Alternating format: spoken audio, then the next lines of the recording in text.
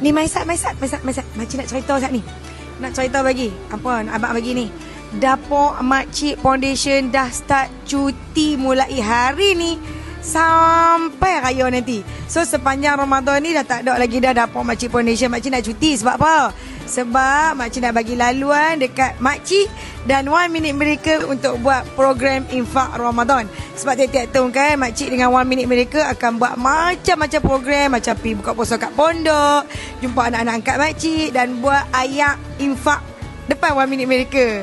Okey, jadi hari Rabu ni 25 Februari makcik akan buat ayak infak, ayak free dekat depan Wisma 1 Minute Miracle. Macam tiap-tiap tahun tu hak special tu yang aiskrim bermacam-macam ada kat ayak tu pada jam 5 petang. So hampa boleh main beratok dekat depan Wisma 1 Minute Miracle pada jam 5 petang hari Rabu ni.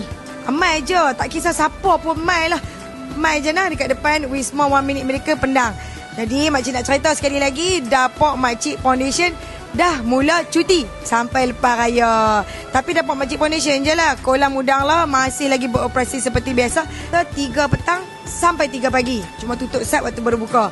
Jadi jangan lupa dah, hari Rabu ni 25 Februari makcik nak buat ayak free, ayak infak 1 Minute Miracle dekat depan Wisma 1 Minute Miracle Pendang. Pekat mai tau. So orang Pendang atau berdekatan dengan Pendang boleh main ambil ayak makcik tahu hari Rabu ni. Dah hari seterusnya makcik akan bagi tahu. Cuma Rabu ni confirm lah pukul 5 petang lah. Main lah. Tahu, Dapur makcik cuti tau.